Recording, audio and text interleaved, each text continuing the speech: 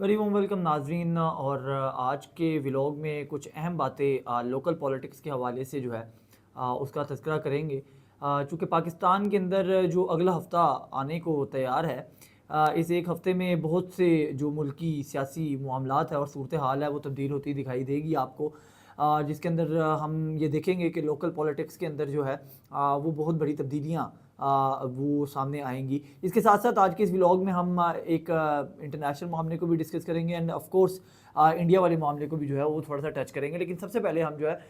वो तज़किरा कर लेते हैं कि जो लोकल पॉलिटिक्स के अंदर तब्दीली अगले हफ्ते आने के इम्कानात हैं। उसके अंदर सबसे इम्पोर्टेंट जो ज़राए के मुताबिक बताया जा रहा है कि जो साबिक जो हमारे DGISI थे, जनरल रिटायर्ड फैज़ हमीद साहब, उनके हवाले से जो इंक्वायरी हो रही थी वो कंप्लीट हो चुकी है। और उसका जो फ़ैसला है वो मतवक्का है कि अगले हफ्ते में जो आ रहा है इसमें सुना दिया जाएगा और शायद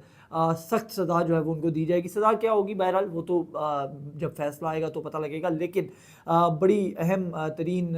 सज़ा जो उनको सुनाई जाएगी उसके असरात जो है वो पॉलिटिक्स के ऊपर ज़रूर होंगे। चूँकि उनके ऊपर जो एक इल्ज़ाम जो है वो ये भी है कि उन्होंने पॉलिटिकल जो आप कह सकते हैं कि इंटरफेरेंस की है। और ख़ास तौर पे जो तहरीक इंसाफ है उसके हवाले से जो मुख्तलिफ 9 मई के मामलात हैं उसके साथ भी इसको लिंक किया गया। तो अब आने वाले फ़ैसले में ये ज़रूर देखना होगा कि वो किन बुनियादों के ऊपर उनको सज़ा सुनाई जाती है। लेकिन अनफॉर्चुनेटली या फॉर्चुनेटली ये तो क्लियर हो चुका है। मुख्तलिफ जो तज्ज़ियाकार हैं, जो एनालिस्ट हैं और मुख्तलिफ जो डिफेंस एनालिस्ट हैं, उन्होंने भी इस चीज़ के ऊपर जो है वो अपनी राय जो है वो बहुत पहले दे दी है कि वो इसके अंदर गिल्टी ही साबित होंगे। वो उनका एक्विटल नहीं हो सकता है, वो उसके अंदर से बच के निकल नहीं सकते हैं। चूँकि फैज़ हमीद साहब के जो मामलात हैं वो तो आर्मी जो हमारी है और DGISPR हैं उन्होंने भी इस हवाले से मुख्तलिफ ब्रीफिंग के अंदर जो है वो तज़किरा किया है। तो अब एक तो ये कि ये पाकिस्तान की तारीख़ का पहला केस होगा कि इतने बड़े ओहदे पे विराजमान रहने वाले शख्स को जो है वो सज़ा सुनाई जाएगी। और उस सज़ा का जो इम्पेक्ट है वो डेफिनेटली अडियाला के जो बासी हैं, यानी कि बानी तहरीक इंसाफ और साबिक वज़ीर आज़म इमरान खान, उनके ऊपर भी पड़ेगा। क्योंकि अगर वो उनको इस हवाले से सज़ा दी जाती है जो कि मतवक्की है कि अगले हफ्ते आ जाएगी, तो कि वो पॉलिटिकल इंटरफेरेंस करते थे और दीगर इस तरह के मामलात, तो लाजमी बात है कि उसके अंदर कहीं ना कहीं लिंक जो है वो इमरान खान के हवाले से और उनकी कैबिनेट के हवाले से, उनकी हुकूमत के हवाले से भी होगा। तो जो लोग ये अफवाहें फैला रहे थे और जो पिछले कुछ दिनों से या पिछले कुछ हफ्तों से इस चीज़ का तासुर दे रहे थे कि शायद इमरान खान साहब की कोई डील होने जा रही है, तो उनकी एक तो पहले ही वो दम तोड़ गई हैं बातें। इमरान खान साहब ने खुद कह दिया कि उनकी किसी के साथ ना तो मुलाकात हुई है, ना ही उनके साथ कोई रब्ता किया गया। अब आने वाले दिनों में मज़ीद मुश्किलात बढ़ने जा रही हैं, ना कि आसानी जो है वो उनको होने जा रही है। बहुत से लोग ये कहते नज़र आ रहे हैं कि नहीं जी 15 जून के बाद कोई जो है वो उनके लिए नरमी हो जाएगी। कुछ कहते नज़र आ रहे हैं कि शायद अगले कुछ हफ्तों के अंदर उनको अडियाला शिफ्ट कर दिया जाएगा और बहुत से मामला जो है डिसाइड हो रहे हैं। तो ऐसा कुछ भी नहीं है। हमारी इतलात के मुताबिक किसी किस्म का कोई रब्ता नहीं है इस्टेब्लिशमेंट के साथ इमरान खान का, बल्कि उल्टा मज़ीद मुश्किलात जो है वो बढ़ती हुई दिखाई देंगी। हाँ, अलबत्ता कुछ ज़राए हमें ये ज़रूर बताते हैं कि कुछ अरसे में इस्टेब्लिशमेंट और जो इमरान खान के दरमियान जो कशीदगी की एक लहर थी, जो इस्टेब्लिशमेंट का एक सख्त रवैया था, उसके अंदर कुछ नरमी ज़रूर आई थी खामोश रहते हुए, बगैर इसके कि वो नरमी इस तरह की नहीं थी कि हम आपके साथ बात करेंगे या आपसे डील करेंगे, ऐसा कुछ नहीं था। लेकिन रवैये में कुछ तब्दीली ज़रूर आई थी कि ठीक है, लेट गो कीजिए कि जो भी मामला है इनके पॉलिटिकल देखते रहे, हम इसमें इंटरफेरेंस या कोई भी मामला जो है वो नहीं करेंगे। बट जो हालिया तौर के ऊपर जंग के दौरान जिस तरीके से उनके सोशल मीडिया ने प्रेजेंट की सारी इस जंग की सूरत हाल को, और जिस तरीके से हल्का हल्का तंजिया ट्वीट्स और कुछ लोगों ने खुल के जो बाहर बैठे हुए हैं। और फिर सबसे बड़ी चीज़, जब army chief general Asim Munir साहब जो हैं वो फील्ड मार्शल बने, जो कि अपनी कैपेसिटी में और अपनी काबिलियत की वजह से बने हैं, मेरा नहीं ख्याल है कि बहुत से लोग जो है ये भी एतराज़ कर रहे हैं कि जी देखें, आप एंटी स्टैब्लिशमेंट मौक़िफ़ रखते हैं, आप तो कानून की बालादस्ती की बात करते हैं, तो आप इतना खुश क्यों हैं? मुझे समझ आज तक नहीं आई है। मैं इसके ऊपर पहले भी गुफ्तगू कर चुका हूँ कि एंटी स्टैब्लिशमेंट होना, कानून की हुक्मरानी की बात करना, कॉन्स्टिट्यूशन की हुक्मरानी की बात करना, इस्टेब्लिशमेंट की मुदाखलत की बात करना, उस पर एतराज़ करना, اس سارے پیراہے میں یہ کہاں لکھا ہے کہ اگر کوئی آرمی جو ہے وہ اپنا کام کرے اور آرمی جو ہے وہ اپنے کام کرنے میں اچھا پرفارم کرے تو اس کی تعریف کرنے سے ہمارے اوپر سے اینٹی اسٹیبلشمنٹ کا داغ وہ جو ایک ٹیگ ہے وہ ہٹ جائے گا یا ہم اب انکانسٹیٹیوشنل ہو گئے ہیں؟ ایسا یہ ایک آمریت زدہ رویہ ہے. آپ فوجیوں کو یا اسٹیبلشمنٹ کو تو آمریت زدہ رویہ کہتے ہیں، لیکن دوسری طرف اگر آپ صرف اس بیسس کے اوپر کہ ہمیں بغض ہے اور ہم نے ان کی جو تعریف بنتی ہے وہ بھی نہیں کرنی، تو یہ اس سے بھی بڑا اہمیت زدہ اور بغض زدہ جو ہے وہ ایک رویہ ہے جو کہ نہیں ہونا چاہیے. ہمیشہ میانہ روی ہونی چاہیے، اور کانسٹیٹیوشن یہ کہتا ہے کہ جو تعریف کے قابل چیز ہے اس کی تعریف کی جانی چاہیے اور جو اس کا حق بنتا ہے وہ دیا جائے. جب ایک کیبنٹ ڈیسائیڈ کر رہی ہے کہ آرمی چیف جو ہے وہ فیلڈ مارشل بنیں گے، اور انہوں نے ثابت کیا ہے، نہ صرف پاکستان یہ کہہ رہا ہے، دنیا بھر کے لوگ یہ کہہ رہے ہیں، آپ کے الائز یہ کہہ رہے ہیں، چائنا یہ کہہ رہا ہے، آذربائیجان کہہ رہا ہے، ترکی کہہ رہا ہے، بنگلہ دیش کہہ رہا ہے، تو میرا خیال ہے کہ وہ ڈیزرو کرتے تھے، وہ ان کو ملا. تو اب اس ملنے کے اوپر جس طریقے کا بیان جو ہے وہ عمران خان صاحب نے دیا اور جس طریقے سے طنز ان کی پارٹی کر رہی ہے، تو وہ جو ایک سخت رویہ جس کے اندر نرمی شاید کہیں نہ کہیں نظر آ رہی تھی صرف رویے کی حد تک، وہ رویہ بھی دوبارہ جو ہے وہ سخت ہوتا شاید نظر آئے ہمیں آنے والے وقتوں میں. یہ اسیسمنٹ ہے، یہ کوئی خبر نہیں ہے، کوئی اس طرح سے نہیں ہے، یہ صرف ایک تجزیہ ہے، انالیسز ہے. اور اسی بنا پہ ہم یہ دیکھتے ہیں کہ جب فیض حمید صاحب کو جو ہے وہ سزا سنائی جائے گی تو اس کا لنک لازمی، یہ کنفرم بات ہے کہ وہ عمران خان تک پہنچے گا. اچھا، اب ہم دوسری طرف چلتے ہیں کہ انڈیا کے اندر کیا معاملات چل رہے ہیں اور انڈیا اور پاکستان کی جو جنگ ہوئی اس کے اوپر کیا معاملات چل رہے ہیں. تو میں آپ کو یہ بتا دوں کہ انڈیا اور پاکستان کی جو حالیہ کشیدگی ہوئی، جو جنگ ہوئی، اس کے بعد یہ ایکسپیکٹ کرنا کہ معاملات جو ہیں وہ سیٹل ڈاؤن ہو گئے ہیں، سیز فائر ہو گیا، تو یہ جو ہے وہ میرا خیال ہے کہ غلط جو ہے وہ ایک سوچ ہے، کیونکہ ابھی یہ جو سختی کے معاملات ہیں یہ ہٹے نہیں ہیں، اور آنے والے دنوں میں انفارچونیٹلی ہو سکتا ہے کہ جس طریقے سے پراکسیز کو یوز کر کے خودزار کے اندر معاملات کیے گئے یا ڈرون کے معاملات کیے گئے، شاید براہ راست بھی کوئی جو ہے وہ ہمیں دیکھنے میں ملے انڈیا کی طرف سے جارحیت، جس کا جواب دینے کے لیے ہماری فورسز تو تیاری بیٹھی ہی ہیں، اس کے اندر پھر ان کو ہزیمت اٹھانی پڑے گی. لیکن اس وقت جو سب سے امپورٹنٹ چیز ہے وہ یہ ہے کہ آنے والے دنوں میں، جس طرح ہم نے آپ کو تقریباً ایک ہفتہ پہلے اپنے ایک ولاگ میں بتایا تھا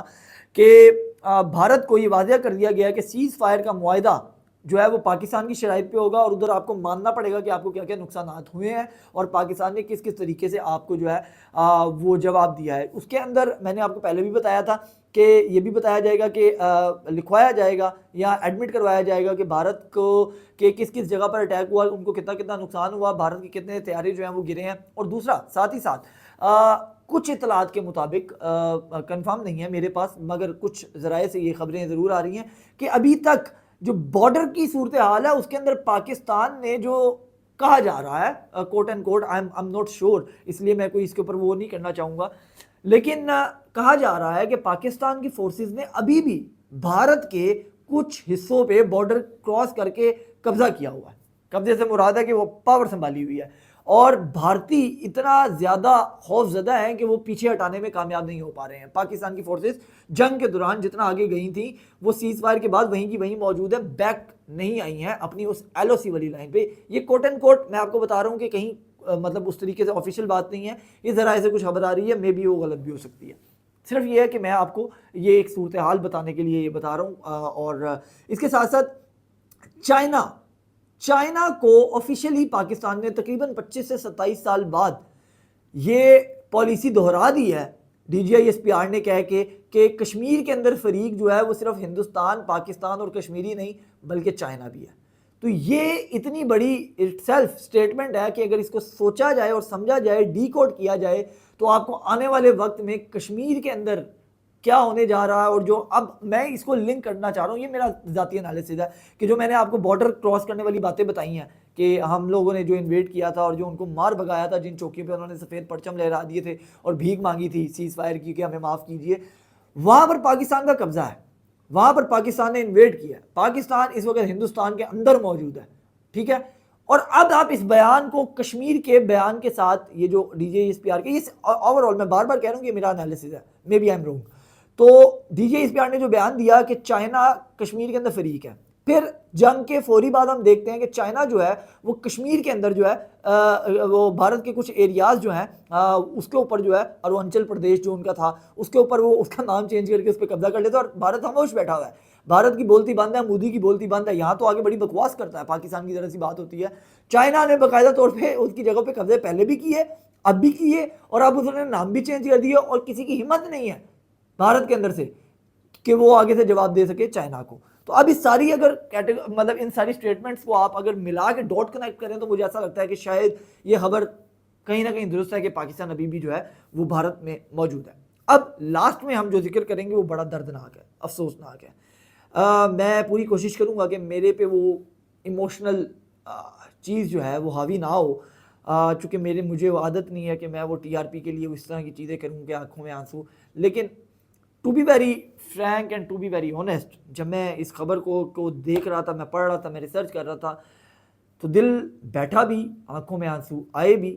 اور اتنی دردناک چیز ہے کہ یو این باقاعدہ طور پہ یہ کہہ رہا ہے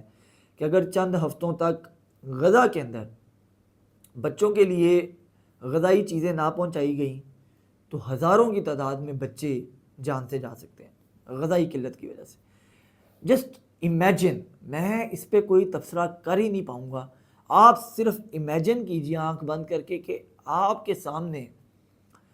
چھوٹے بچے اس وجہ سے مر جائیں کہ ان کو دودھ میسر نہ ہو، کھانے کو کوئی چیز میسر نہ ہو، اور بھوک کی وجہ سے وہ مر جائیں. ایک دو نہیں، ہزاروں بے گناہ بچے مر جائیں. تو اسرائیل کی جو جارحیت ہے وہ اس کا آپ اندازہ کریں کہ انہوں نے کس طریقے سے وہاں پر غذائی چیزیں بھی بھیجنے پہ کس طریقے سے انہوں نے بارڈر کو کلوز کیا. چائنا صرف وہاں پہ پہنچا، کچھ ہمیں ڈرون شاٹس ملے کہ انہوں نے غذائی قلت آسمان سے جو ہے وہ پہنچائی ہے. اور مسلسل میں نے ایک ٹویٹ بھی کیا تھا، اور بڑی افسوس سے کہنا پڑے گا کہ وہ حقیقت ہے، بڑی سخت اور تلخ حقیقت ہے کہ دنیا بیان بازی تو کر رہی ہے، پاکستان بھی انفارچونیٹلی بیان بازی تو کر رہا ہے کہ بہت غلط ہو رہا ہے، مگر ہمیں جو کچھ رپورٹس مل رہی ہیں اس کے مطابق اسرائیل اپنے فائنل راؤنڈ میں ہے. اسرائیل اس بار پیچھے نہیں ہٹے گا. اسرائیل نے ڈیسائیڈ کیا ہے کہ وہ اس بار غزہ کی پٹی کو کلیئر کروا کے چھوڑے گا. اس کے لیے اس کو کتنی بھی خواتین کی جان لینی پڑے، کتنے معصوم بچوں کی جان لینی پڑے، یا کتنے ہی لوگوں کی جان لینی پڑے، وہ اس بار کسی بھی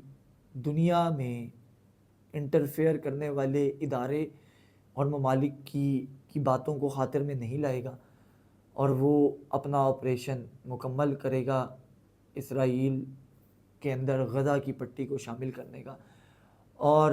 اس کے لیے وہ روندتا جا رہا ہے، روندتا رہے گا وہاں کے لوگوں کو. اور انفارچونیٹلی کوئی کچھ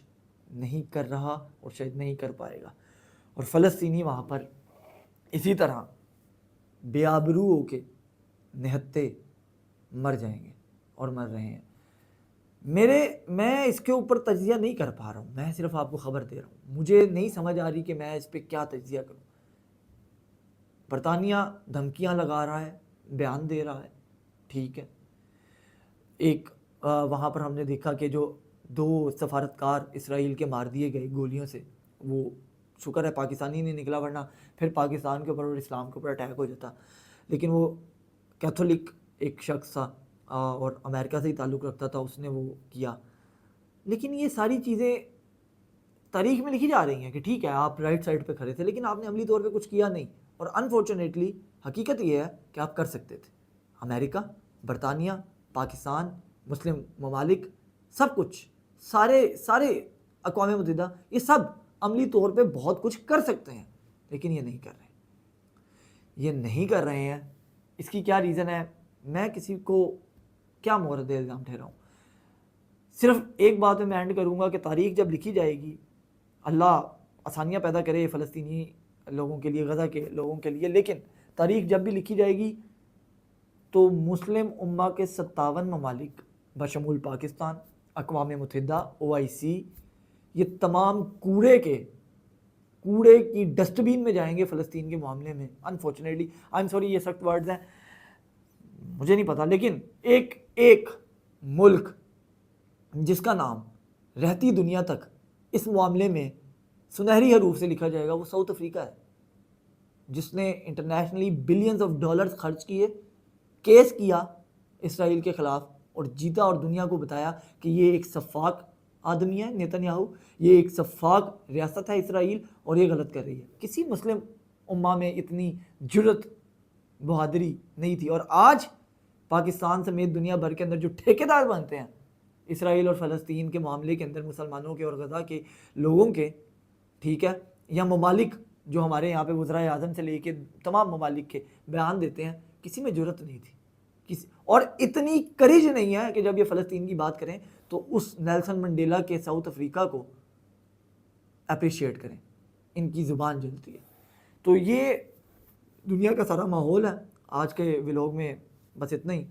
کوئی مزید اپڈیٹ آئے گی تو ضرور آپ کو اس سے آگاہ کریں. شکریہ.